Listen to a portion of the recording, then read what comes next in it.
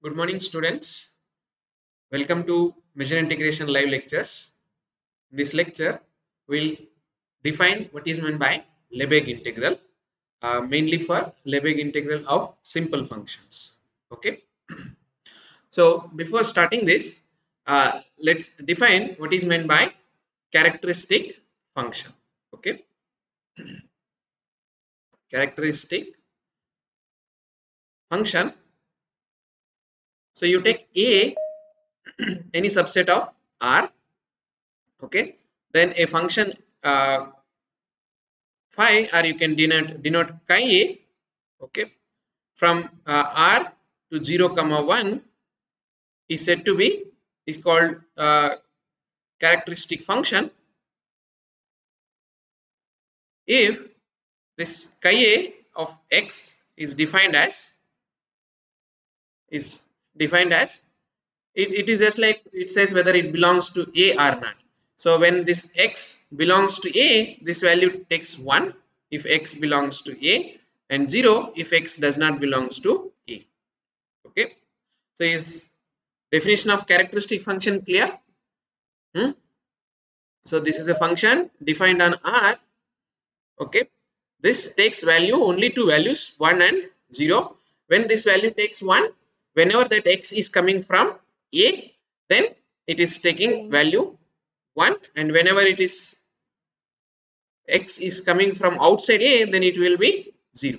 Okay, so if you say suppose this is like your R real numbers, then this is 1 and 0. So what is this chi a maps? This is subset A, right? This entire set will be mapped to 1 and its entire A complement remaining everything A complement will be mapped to 0. This is your chi a. Is this definition clear? Yes or no? Yes, sir. So it only takes values 0 and 1. So whenever x belongs to a, that function is 1, and whenever x is not in a, that value is 0. So sometimes this is also called as indicator function or characteristic function. So in some textbooks you may see this as indicator function also. Okay, fine. Now if you observe whether this chi a is a measurable function or not, okay, because we have seen last class whether it is a every function is measurable or not. So if you see this chi a, this characteristic function is measurable if and only if the set a is measurable. So whenever we have a subset a of R which is measurable set, then that function is measurable, otherwise it is not measurable. Okay, we'll see how the proof. Is statement clear? Not every characteristic function is measurable, but if that set A is a measurable set, okay, then that chi a is measurable. If we want to show that chi a of x is measurable, by definition, what is when we say that a function is measurable, we'll consider the set x such that chi a of x, say suppose greater than alpha, less than alpha, whatever you take. Okay, what we want to show? We want to show that this is a measurable set. If this is a measurable set, then this function is measurable. Is that clear? Yes or no? Huh? So for Yes, sir. any alpha in R, you consider this set and show that it is measurable, then chi a will become measurable. Is this clear? Yes, sir. Now tell me, what is this value? It depends on, because chi a of x takes only two values, 0 and 1. Yes or no? Yes, sir. Your chi a takes values only 2, 0 and 1. Okay, so this depend on what is this alpha value. Are you following? So suppose if I say my alpha, okay, is less than, strictly less than 0, that means say suppose alpha is -1, -2 and so on, then what is this set? Can somebody tell? if alpha is less than 0, then chi a of x greater than that value. What all x satisfies this? Remember, this one is either 1 or 0, right? And your alpha is less than 0. So every x satisfies this condition or not? If No, alpha sir. is less than 0, then obviously alpha is also less than 1. Is this clear? Then this condition is obviously satisfied or not? If your alpha is less than 0, obviously alpha is also less than 1, right? So every x, no matter whether it is 0 or 1, every x satisfies this condition. Clear?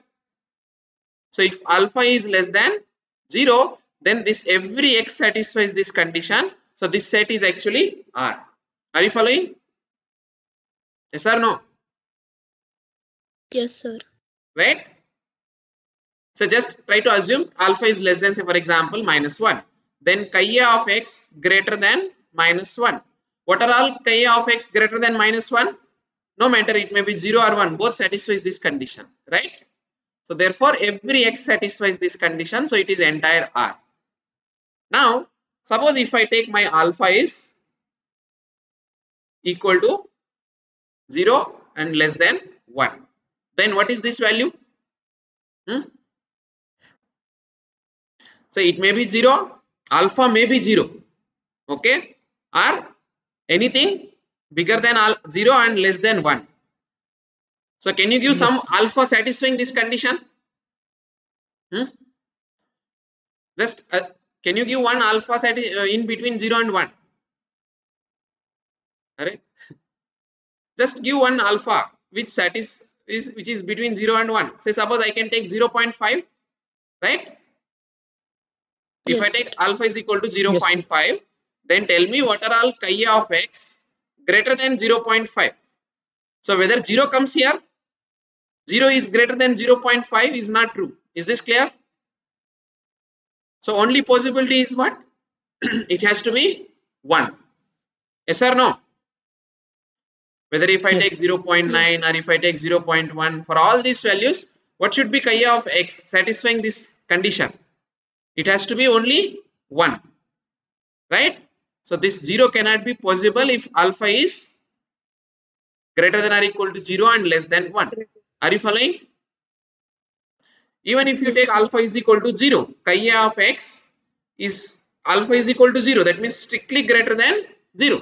So what are chi of x strictly greater than 0 values? Only possibility is this has to be 1. One. Yes or no? Yes, sir. Okay. So therefore, in this case, what you will have here is this set is only all elements coming from A, they only satisfy here, right? If I take alpha is greater than or equal to 1, because alpha can be any real number, so these are the three possibilities. So if alpha is greater than or equal to 1, then what is this set?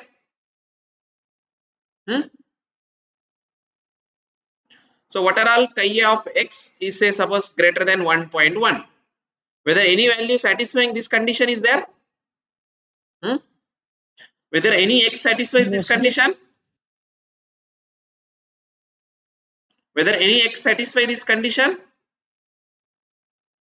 No, sir. No, because chi of x takes only two values, 0 or 0, 1, 0 but and they cannot be 1. greater than 1, strictly greater than 1. So therefore this is an empty set. Are you following? No x satisfies this condition when alpha is greater than or equal to 1. Is this Yes, clear? sir. You want me to explain again? No, sir.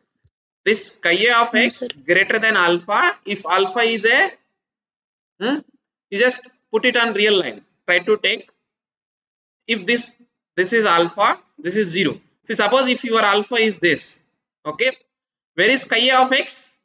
Chi of x, either this one is chi of x or chi of x maybe this one, okay. Is this clear? So if alpha is less than 0, then chi of x is always greater than that alpha. Yes or no? So every x satisfies this condition. Now if your alpha is between this 0 and 1, okay, then what are all x such that chi of x is strictly bigger than that, bigger than alpha? So your alpha is up to here, not 1. Okay. So can you tell me what is now chi of x is strictly greater than alpha? Is this one? Yes or no? That means it is taking value 1. Right? Chi of x which is equal to 1, that means it's same as saying that x belongs to A. When chi of x value is 1, chi of x value is 1 if x belongs to A. So therefore this set is A. Now if your alpha is here, then obviously chi A doesn't satisfy, right? Chi A of x is actually less than or equal to alpha. So this set is an empty set. Is that clear? Yes, sir. Okay. So therefore we know that R is a measurable set. This is always measurable and empty set is always measurable, right? So when this set is measurable, so left hand side, this set, when this will be measurable?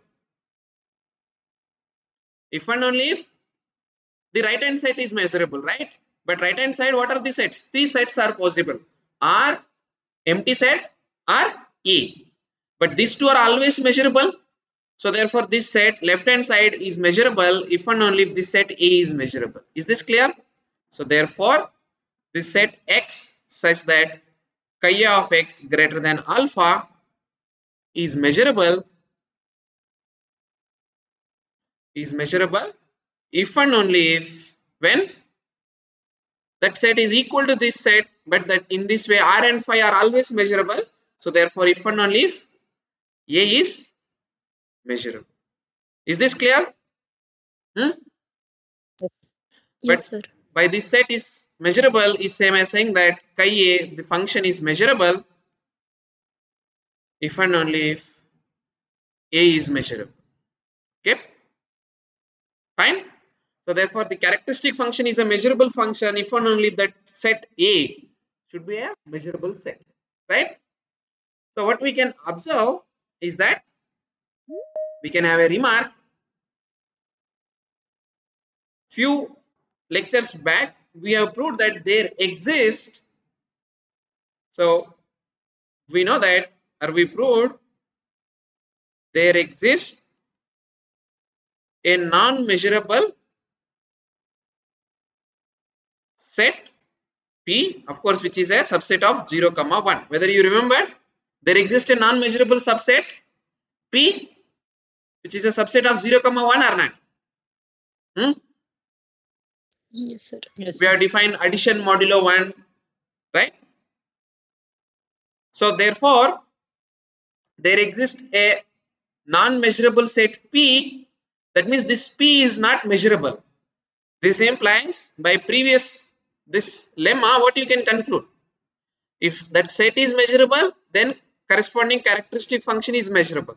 So if that set is not measurable, then that corresponding characteristic function is not measurable. Is that clear? From here what you can conclude? This chi P, what can you say about this function? Is it measurable function? Yes. Is it measurable? What we know about this P? P is No, sir. non-measurable. So therefore Non-measurable. Non-measurable. this chi P is non-measurable. Is this clear?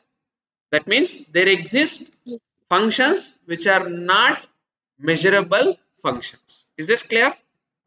Yes or no? Yes, sir. Okay. Now, using this characteristic function, we'll define what is meant by simple function. So definition of simple function is that a function, a real valued function you can take, a function defined on R or any domain, whatever, no problem, is called simple, if it is measurable,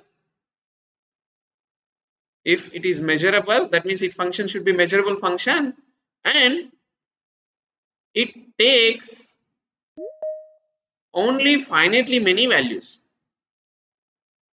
Only finitely many values, or takes, or you can write assumes. What is meaning of this? That is, there exists, you can call it some a1, a2 up to an. Of course, they are real numbers, such that your phi of any x, okay, this belongs to this a1, a2, an for every x. Is definition clear? What is meant by simple function? So simple function means it takes only finitely many values. That means the range of that set is a finite set. Is this clear? We can say Yes, that sir. this Yes, sir. range of this phi is finite set. Finite.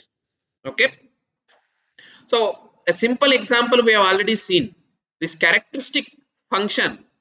Characteristic function, you take a which is measurable, then characteristic function of that a, is it simple function or not? Huh? Is it simple function or not?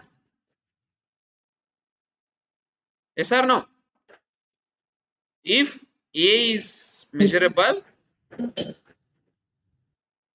then this chi a, we know it is measurable, okay, is simple. Why?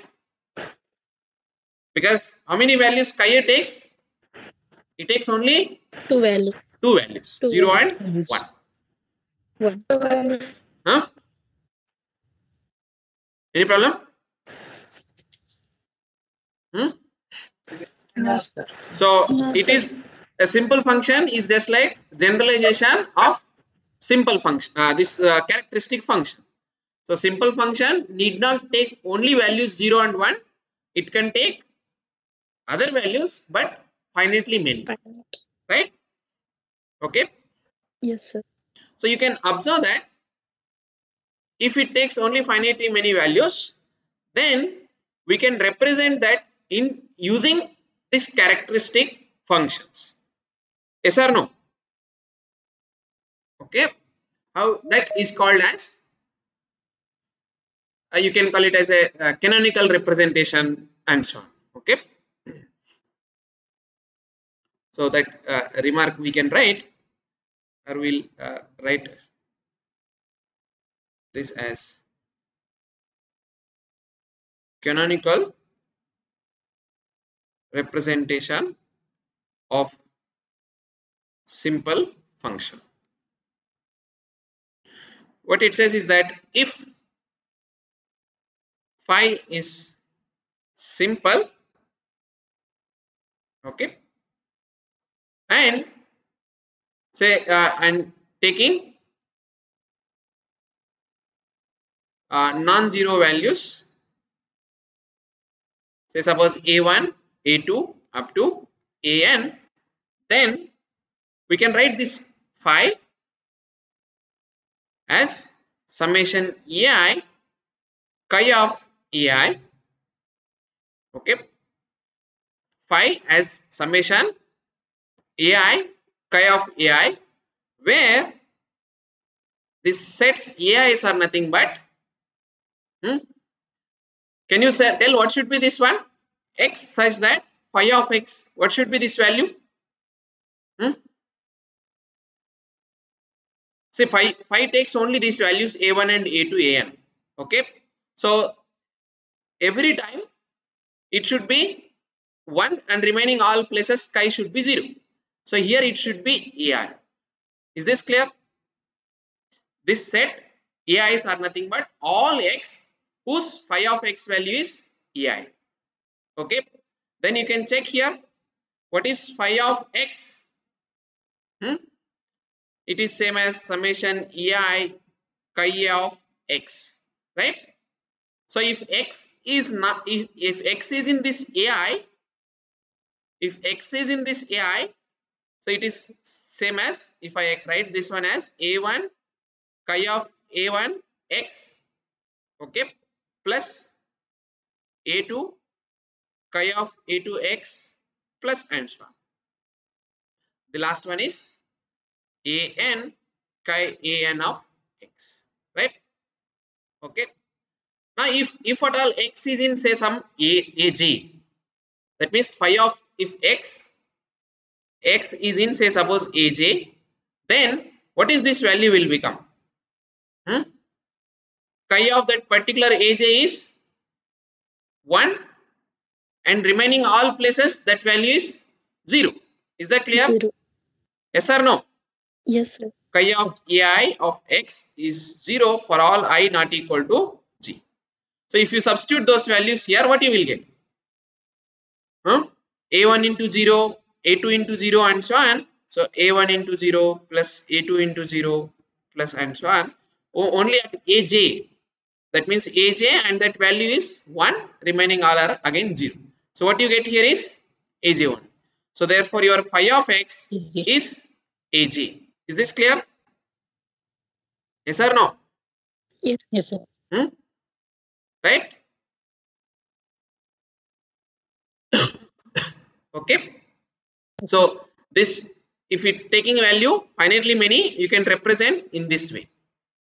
Phi is equal to summation ai chi of ai, right? And this, because they are disjoint, ais are disjoint, so obviously this sets ais are disjoints or not, where these ais are disjoint. Why ais are disjoint? Because this a1 a2 an are disjoint. Yes or no? Because phi of x cannot be a1 as well as cannot be a2. Is this clear? Phi of x, because it is a function, it will take only one value, it cannot take two values. And ais are, what are these ais? We are collecting all x which are going to that particular ai. Is this clear? Yes, yes, sir. Okay. So this is called, so any simple function we can write it in this canonical representation. Okay. So we will define now, we'll define what is meant by Lebesgue measure, okay, of a simple function. So we'll define this Lebesgue function, Lebesgue measure of simple function. So if phi is simple,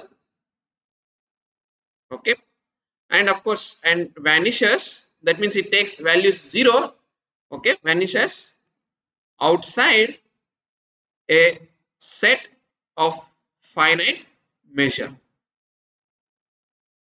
okay, and say phi is equal to summation ai chi of ai is the canonical representation. Canonical representation, then the Lebesgue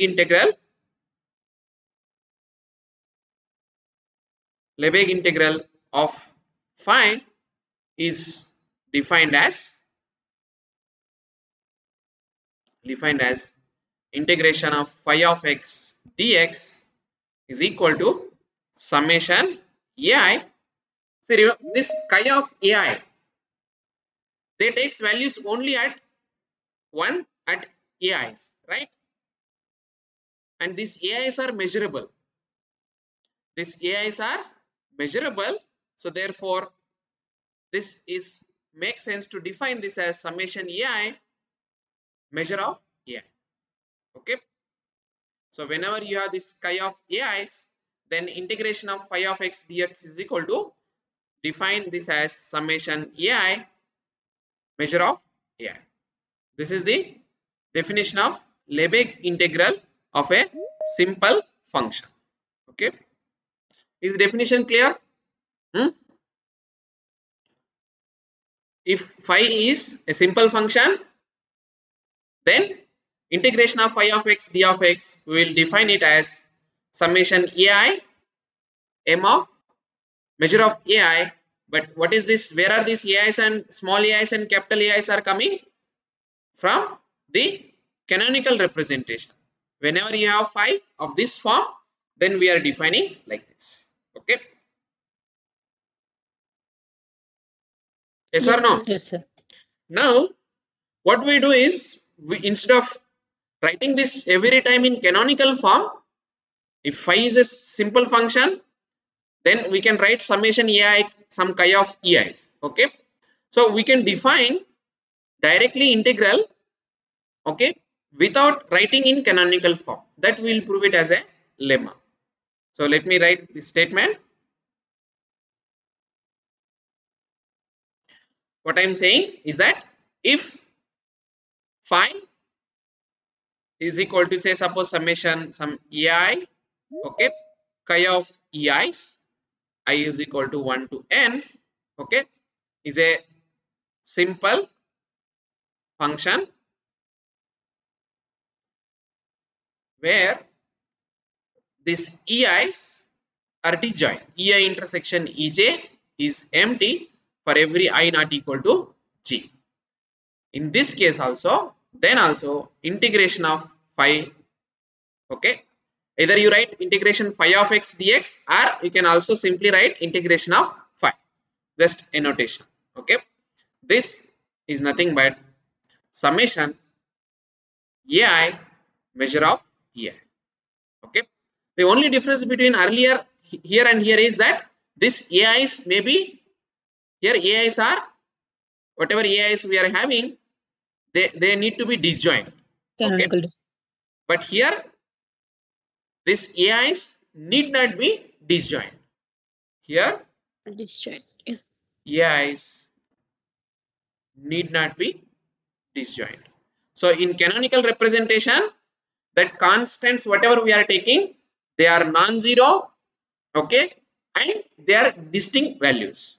But simple function not necessarily like that. In some place, sometimes they can take this ais may be same also. These eis are different, but these ais may be same. Okay, you can easily find such examples. So in that case also, your but integration does not change. Integration of phi, Lebesgue integration is same as summation ai m of ei. Okay. So how we will prove this is not a difficult one. We'll try to write this phi because these ais are not disjoint. Okay. So we will try to collect disjoint values and we will rewrite this in canonical form. So once we rewrite this in canonical form, then we know what is meant by integral. Is this clear? So this phi we will try to write in canonical form in different sets ei's. Then we will apply the definition of integration and we will simplify, come back to again this ei's. Is this clear? So from this ei's, we will try to get such type of canonical representation, some ei's, and then we will apply the definition and we will go back to again in terms of ei's to this ei's. Okay. So the idea is, first try to understand idea is that among this a1, say suppose a1, a2, a3 up to an, some of them may be same. Say suppose a1 and a3 are equal. Okay, a1, e3, some a10. Just for your understanding, they are equal. And a2 and a6, suppose they are equal. Okay, then remaining all are disjoint. Say suppose 4, a5 up to a50. Is this scenario clear? Among these values, whatever you are taking equal, this you call it, say suppose like lambda 1 or call it b1, say for example. Then this you call it as b2. Then this you call it as b3, b4 and so on. Are you following? Right? Yes. Now this b1, b2, b4, Yes, sir. they are all disjoint. So I can talk about chi of b1, chi of b2, okay, that means you take not small b1. So what I will do is here I will take the set, say suppose call it this is a1, a2 and so on, where what is my set a1? A1 is all x such that this given function phi of x, okay, this is equal to b1. Are you following? Yes or no? Huh? That is my set a1. Yes, sir. But what is b1? My b1 is, it may be, it is a1, a3 or a10. So therefore it is same as saying that your a1 is actually x such that phi of x is a1 or phi of x taking value a3 or phi of x value taking a10. 18. Are you following? Yes or no? Yes, sir. So therefore this Yes, I sir. can write as union of x such that phi of x is taking this, I'll simply call it as a, okay, right, where a1 is equal to a and a3 is equal to a and a10 is equal to a. Are you following? Yes or no? If you want, you Yes, write sir. this as Yes, sir. b1, this is b1, b1, b1, right? That is my set a1. What is your set a2? What is your set a2? So now this is, say when you write in this way, x says that phi of x is equal to a1. What is your set a2? Either all x says that phi of x is either a2 or phi of x is either a6. Is this clear? That is your capital a2 alpha, right? So this is the idea, and we will write that and we will collect and we will write it in canonical form. Instead of writing this capital EIs, we will write it in this capital EIs. Okay, right? So how we will define? Yes. So define a, some small a as all x such that your phi of x is equal to a, okay, where a is equal to ai for some I. So for example, what is this one? This a suffix a we are defining as x such that phi of x is a, just like phi of x is ai for some I. Then this a we can write as, this is same as x such that phi of x is equal to ai for all I, right, for all I such that ai is equal to a. You try to understand this with this example. Are you following? Here we have written phi of x is equal to a1, phi of x is equal to a3, phi of x is equal to a10. So therefore what are all I here? I is 1, 3 and 10. Are you following? In this case I is Yes. Yes. 1, 3 and 10. That collection we are taking. Instead of that we are writing as AA. Yes or no? Yes, sir. Right? Okay.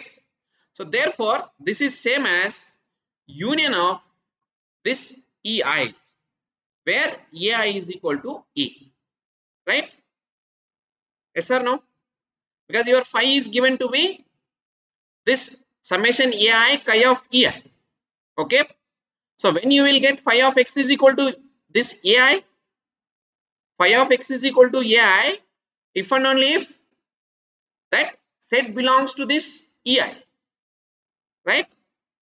See, when this phi of x is equal to AI, when this phi of x is equal to AI, since phi of x is equal to ai if and only if x belongs to that particular set ei, Yeah. right? So therefore this set is nothing but union of those all sets eis where ei is equal to a, right? But eis are disjoint. This implies measure of aa is nothing but measure of union of these EIs, but because EIs are disjoint, this is same as summation measure of EI. Okay, where EIs are equal to, the summation is over all I such that EI is equal to A, right? What is this reason here is that EI intersection EJ is empty. Okay, now you can observe that therefore with also this phi, okay, is can be written as summation A and chi of this A, right? Yes or no? Why? Again take this example.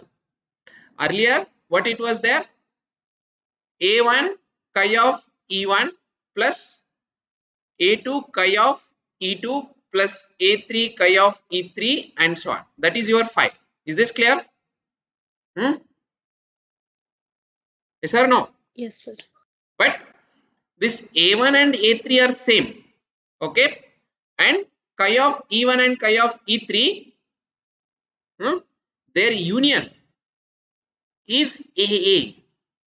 Okay. So just to understand here, in this example, what is your, for example, A1 is E1 union E3 union E10. Okay. Yes or no? So therefore chi of A1 is chi of their disjoint union. So this is same as chi of E1 plus chi of E3 plus chi of E10, right? So therefore here if you take out common, A1 and A3 they are all same. So what you will get is chi of E1 plus chi of E3 plus chi of E10, right? Because A1, A3 and A10 are same. But this is same as A1 into chi of A1. Okay. So you can simplify that and you can write this phi as summation A into chi of A. Okay. Now it is a canonical representation. Why? Why this is a canonical representation and earlier is not a canonical representation? Where now each, if you are confusing, simply write this as some AJ. Okay.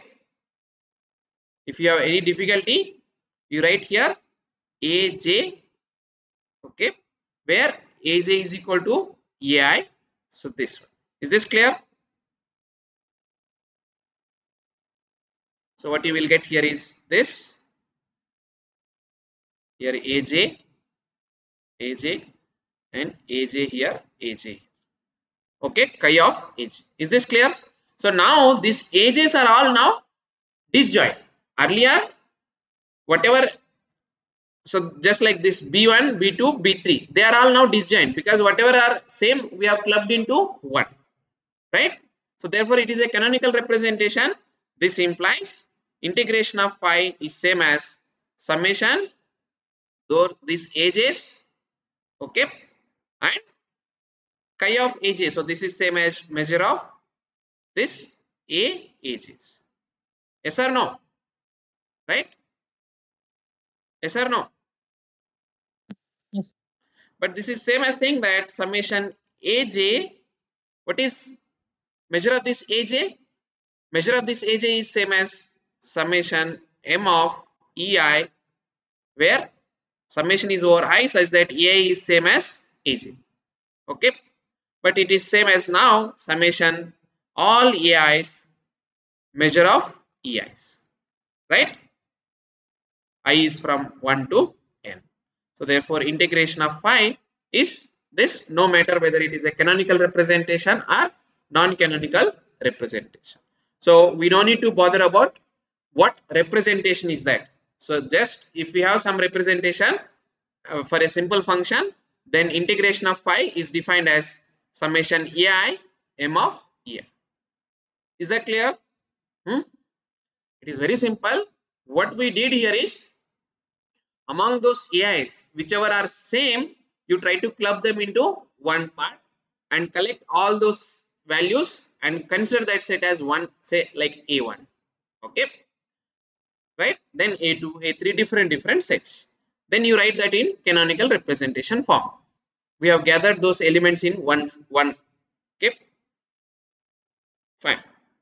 So now any simple function, so therefore, so what we have observed is that, so therefore if phi is simple, okay, and has representation, no matter whether it is canonical or not, representation, say summation phi is equal to summation ai chi of ei, then integral of phi is, integration of phi is defined as what? Summation ai measure of this eis. Is this Yeah. clear? Any problem? Yes. Okay. No. Now using this, we can simply prove a lemma that if phi and psi are simple, okay, uh, of course every time I don't write it here, if they vanish on a set of finite measure. So whenever we are defining this integral, you understood that they should vanish on a vanish outside a set of finite measure, then only we can define that integration of phi. Then this integration of phi plus psi is integration of phi plus integration of psi. Okay. Not only this, moreover,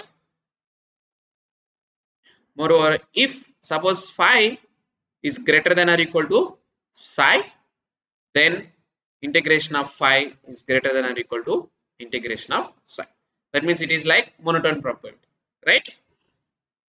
Is this statement clear? Yes, sir. Okay.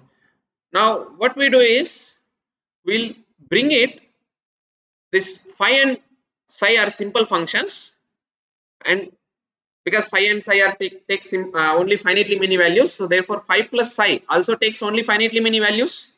Yes or no? If phi takes Yes. finitely many values, psi also takes finitely many values, then phi plus psi also takes only finitely many values, right? So phi plus phi is obviously a simple function. So that integration we want to show that is same as sum of these integrations, right? Okay. The idea is, we'll try to get what is the representation for this phi plus psi. We'll try to get the representation for phi plus psi. Then we will, once you get a representation like this, we know what is meant by integration of phi plus psi, right? So let say phi is equal to summation ai chi of ai, I is from 1 to n, and psi is summation bj chi of bj, j is say suppose from 1 to m. They are canonical representations.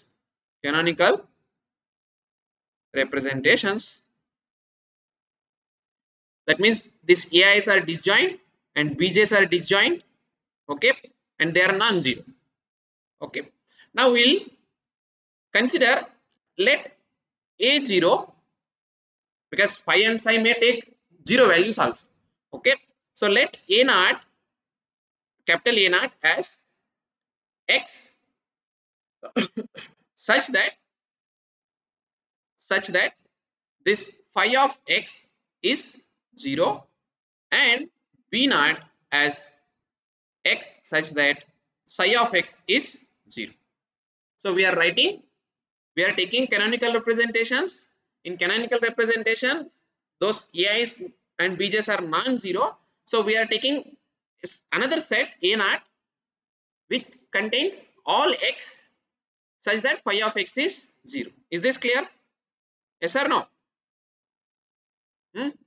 Therefore, we can write this phi as whatever you are having here, this summation I is equal to 0 to n, this ai chi of ai, comma psi is equal to Summation. summation j is from 0 to m bj chi of bj. But now what should be a naught? Our a naught, because this and this should be same. X. that means a naught should be 0 or not? Our phi of x should be 0. Whenever x is in a naught, phi of x is 0 means our ai is where a naught is equal to 0 and similarly b naught is equal to 0. Is this clear?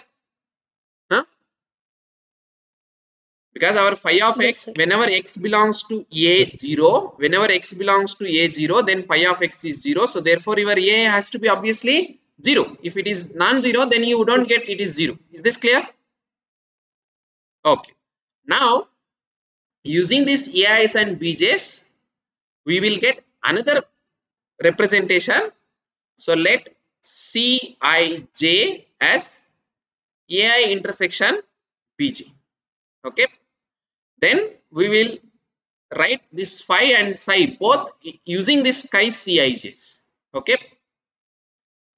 So first claim is that we will show that these Cij's are disjoint. Okay. So why Cij's are disjoint? Remember here ai's and bj's are disjoint because it is a canonical representation, right? Then this Cij intersection Ci prime j prime is empty. Why? Why it is empty? As what is Cij intersection Ci prime j prime? Is ai intersection bj intersection ai prime intersection bj prime. Is this clear? Yes, sir.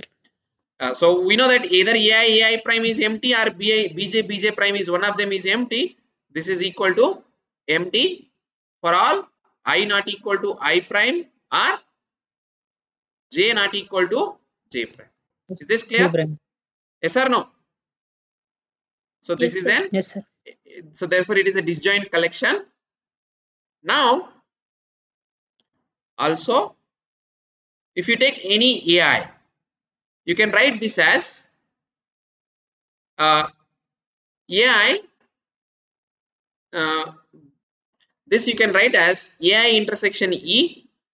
Okay, because e is nothing but union of, so where e is a domain,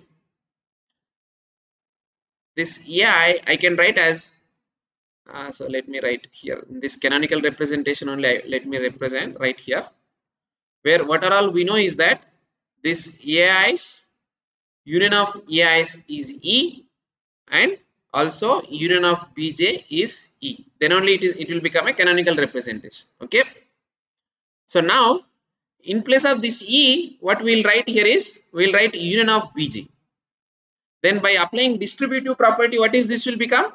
Union of ai intersection bj. Okay, this j is from 1 to m, j is from 1 to m, right? So this is nothing but union of j is from 1 to m Cij. So each ai is intersection of this one. Is this clear? Yes or no?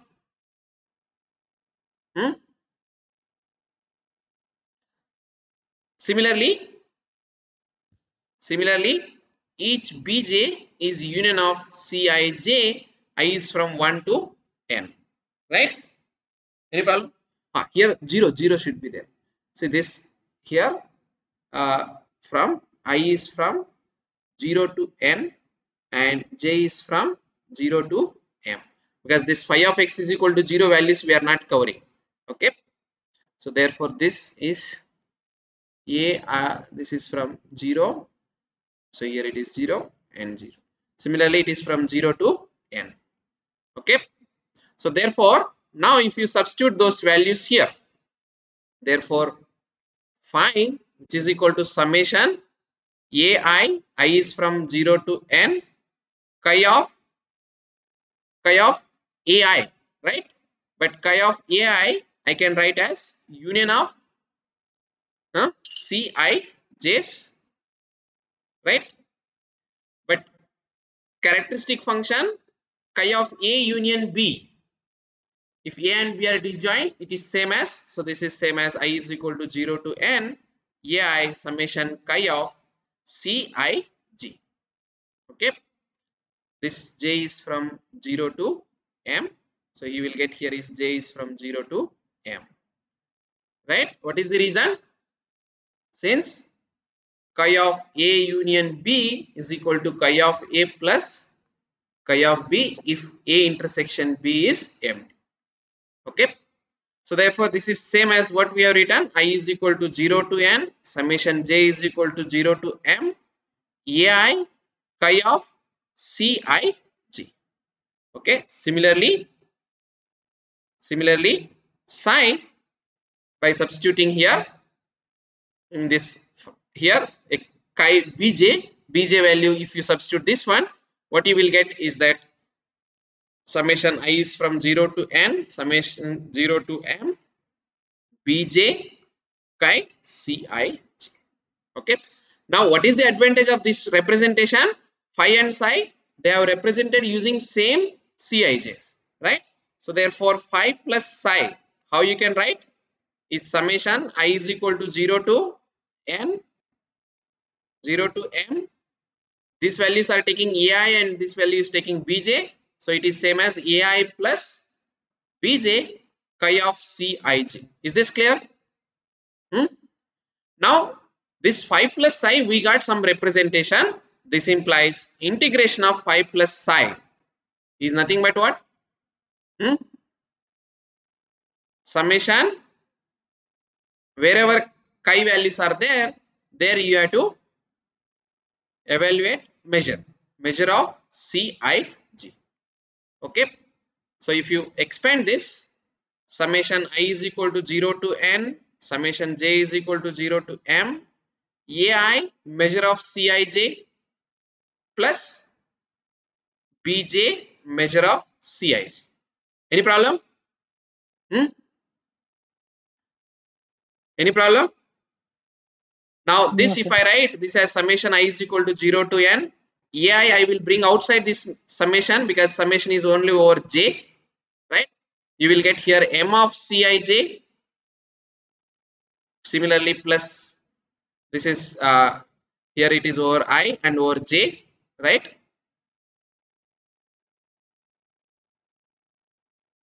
So here if I take this summation, j is equal to 0 to m bj summation I is equal to 0 to n m of cij, right? This summation I is equal to 0 to n ai, but what is this summation j is equal to 0 to m of cij? Here you observe this one ai is equal to this, where they are disjoint, this implies measure of ai is nothing but summation measure of cij. Is that clear? Yes or no? So if you substitute that here, this is same as measure of ai. Okay, similarly plus bj measure of bj. Okay, this j is from 0 to m, but this is same as this is same as, because ai's are 0, so you can write as I is equal to 1 to n measure of ai, because a naught is 0, then j is equal to 1 to m b, here ai is missing, bj measure of bj. But this is same as what? Because the starting we started with a canonical representation, so therefore integration of phi is summation ai m of ai. So this is same as integration of phi. Similarly this is same as integration of psi. So therefore what we have proved is that integration of pi plus sum, that means integration of sum of simple functions is sum of integrations. Is this clear? Any problem here? What No, we sir. did, if you understand, No, sir. we have phi has some different representation, psi has different representation, this has with respect to ais and this with respect to bj. So what we did is we brought phi and psi both under same representation, namely cig. Then we have applied phi plus psi and we have calculated integration and we got this, right? And the last part of this result is, if phi is greater than or equal to psi, then what we know, phi minus psi is greater than or equal to 0. Is this clear? Yes or no? Phi minus psi is greater than or equal to 0. This implies integration of phi minus psi is greater than or equal to this. Obviously integration of 0 is greater than integration of 0 is 0, right? Yes or no? But by using this linearity, this is same as integration of phi, integration of psi, this is greater than or equal to 0, right? Yes or no? Yes, sir. Yes or no? This implies is integration of phi is greater than or equal to integration of psi. No, sir. So what is important is here.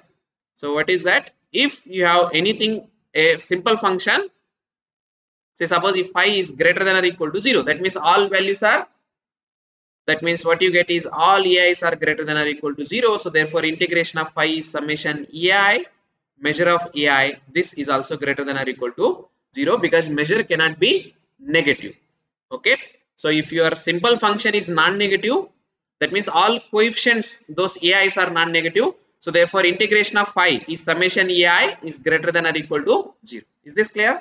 So because this is greater than or equal to 0, so integration is also greater than or equal to 0. By linear property, this is integration of phi minus integration of psi is greater than or equal to 0, which shows that integration of phi is greater than or equal to integration of phi. Okay, so we'll stop here with a remark of this result. Here, even if integration of phi, if this phi need not be greater than or equal to psi, even if phi is greater than or equal to psi almost everywhere, okay, then also integration of phi is greater than or equal to integration of psi. Why? Can somebody tell? Can somebody tell? We have proved that if two functions are equal, then almost equal, almost everywhere, then the integrations are actually equal. Is this clear? What we have proved? We have proved that if f is equal to g almost everywhere, then integration of f is same as integration of, if f and g are, if f equal to g almost everywhere, and if f is measurable or g is measurable, then f is measurable. Okay, using that result, using that Yeah. you can easily prove that, right? Yes or no? Yes, sir. Yes, sir. Okay, so in next class what we'll see is we'll extend the Lebesgue integration for bounded functions. That means if you take any bounded measurable function, then how we can define Lebesgue integration using these simple functions. Okay, right? So we'll stop here and we'll continue in next class.